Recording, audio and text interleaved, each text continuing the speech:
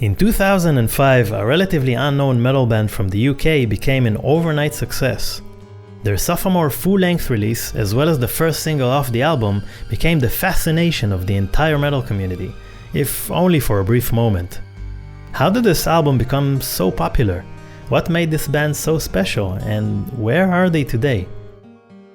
In this video, we'll cover the legacy of Biomechanical and its mastermind.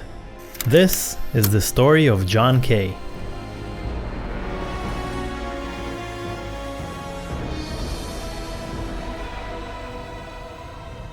The year is 2003. Newly formed London metal band Biomechanical releases its debut album titled 8 Moons. It is to be the first part of a trilogy involving a dark, Matrix-like universe envisioned by the band's leader and main songwriter, John Kay. Perhaps as a nod to Neo waking up in the real world, the opening track is called The Awakening.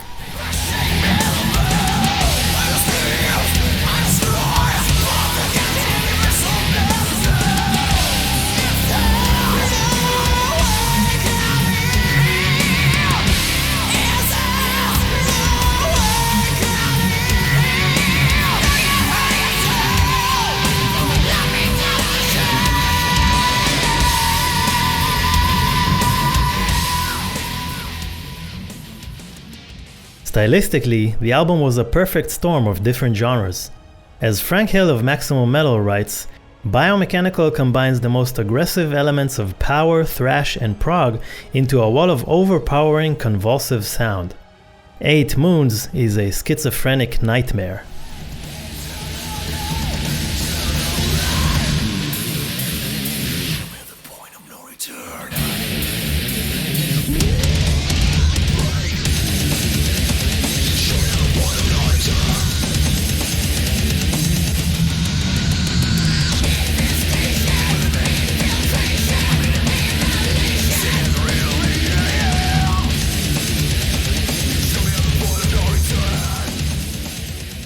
With a solid opener to their catalog, favorable reviews all around, and one very surprising vocalist in John Kay, Biomechanical garnered the attention of high-profile label E-Rake Records, and by September 2004, they were officially signed.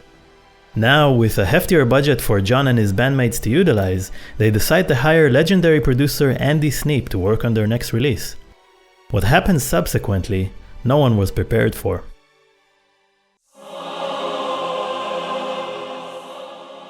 In 2005, E-Rake releases Biomechanical second album titled The Empires of the Worlds, along with a music video of the title track.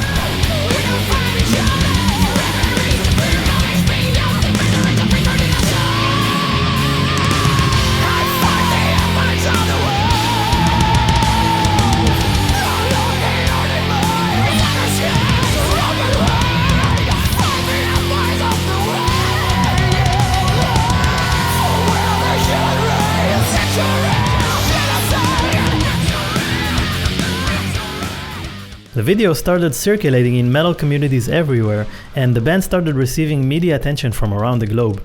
Empires was an instant hit, with most of the spotlight being directed at John Kay, whose vocals on the song had made him a star overnight. Earning himself the title of the British answer to Devin Townsend, John displayed a wide range of vocal abilities on the album. On some parts, his voice resembles Pantera's Philip Anselmo in his early years.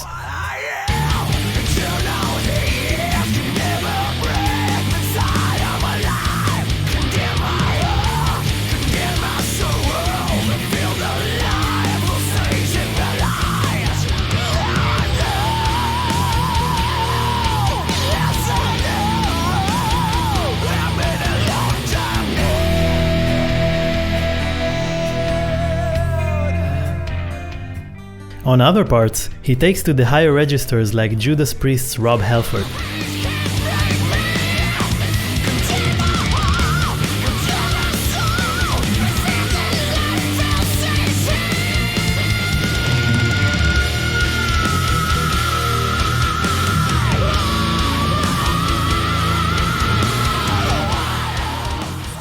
And every once in a while he pulls off a remarkable Jeff Tate, just like 90s Queensryche.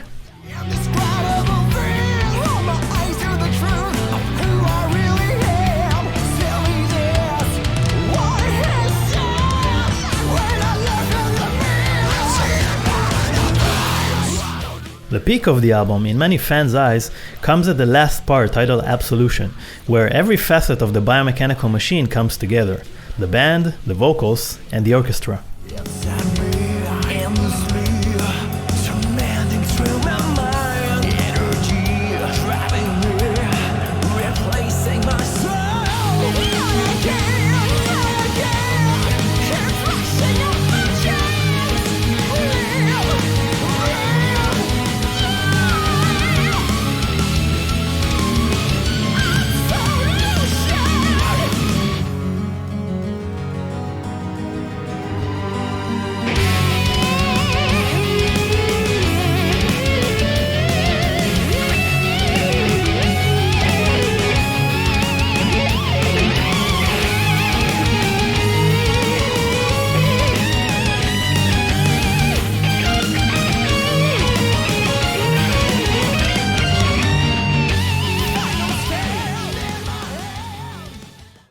After touring extensively in support of the album, alongside metal veterans Nevermore, the band returned to the studio and began working on the final part of their trilogy.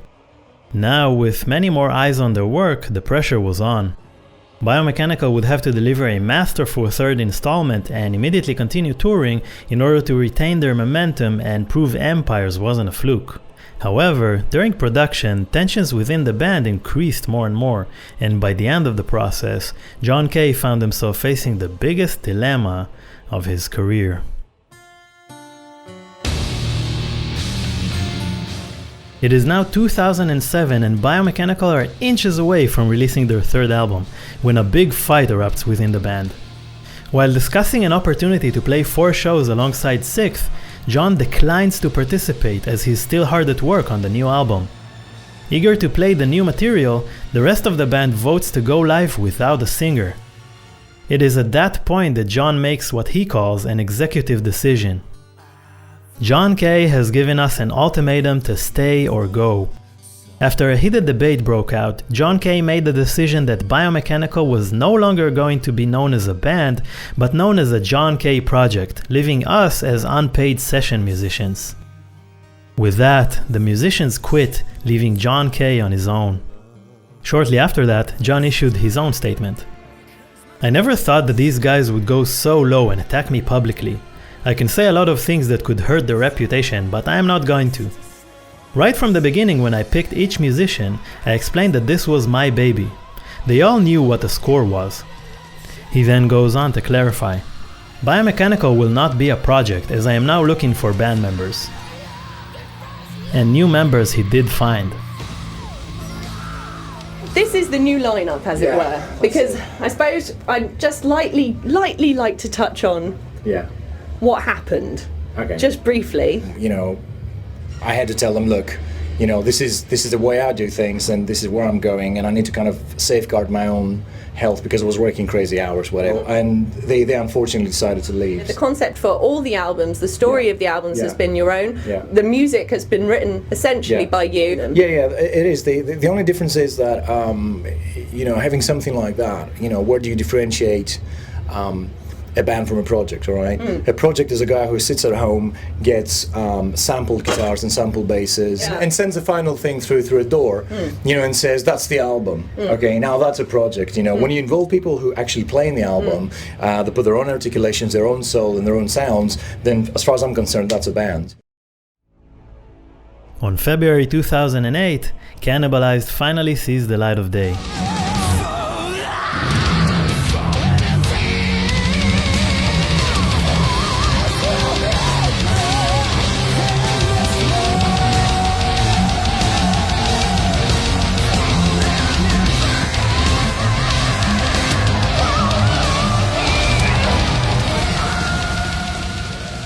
And while the album has all of Biomechanical's trademarks, this release is noticeably heavier, and the arrangements are somehow even busier than before. Fans who thought Empires could be sonically overwhelming at times found themselves practically drowned in the madness of Cannibalized.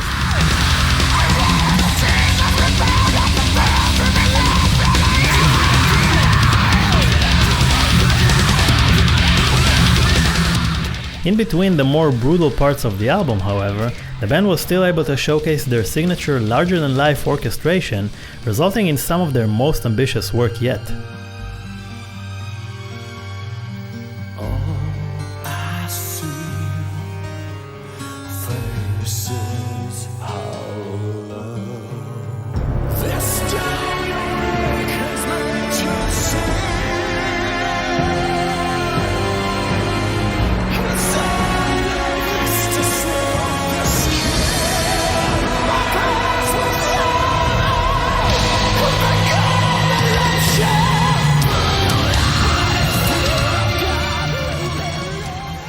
With sentiment around John Kay already quite low at this point, it certainly did not help that their newest release is so inaccessible, even to some of the band's already established fanbase.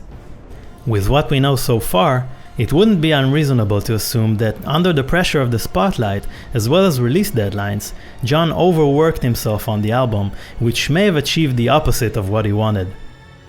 In an interview with About.com, he said, "I was really burned out. As I was working 14 months on the album, things became even harder near the end because I worked 17-hour days for about 3 weeks.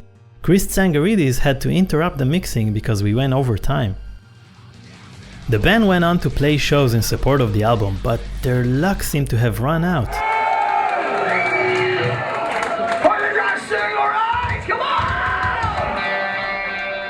As more of the mixed reception became apparent, and with a member of the new lineup leaving after only a few months, the hardships that John Kay had to endure were ramping up.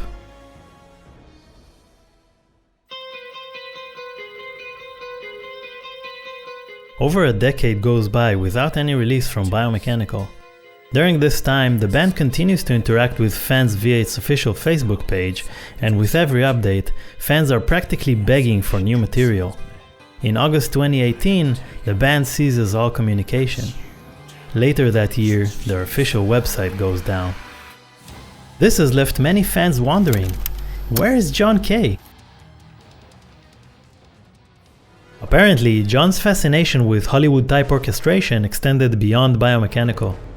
Today, he's a full-time film music composer and still lives in the UK. And while he's been making music throughout this time, there have been no further metal releases under his name. So, is Biomechanical done? In a 2009 blog post, Earache Records addressed the fans' request for more Biomechanical. Cannibalize was a harsh, super aggressive listen which did not go down so well with the fans of the more classic Empires. I think this poor reaction hit John Kay hard. John spent a lot of mental energy and a ton of his own money recruiting a new lineup which toured the album for a while, but eventually this lineup proved unstable as well. The official word is that the band is not over, it's on hiatus, awaiting the time John can dedicate himself to it again. With such a complicated past and such an uneven catalog, one may wonder what kept fans waiting after all this time. It is our guess that with how groundbreaking the band's style was at the time, and with John Kay being such a unique singer, the fans may not have necessarily been there for the music that was, but for the music that could have yet been.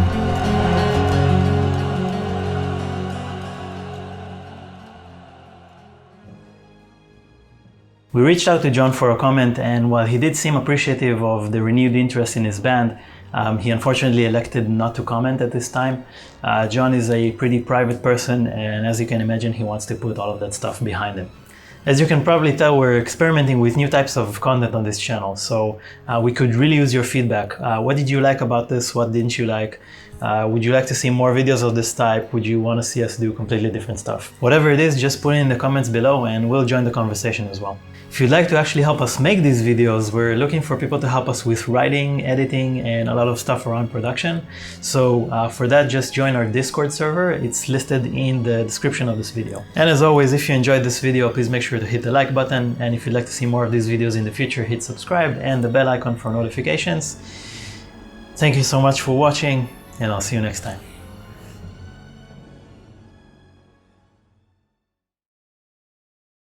Did you foresee when you're recording it that possibly after listening to it you might add to the National Health Service debt?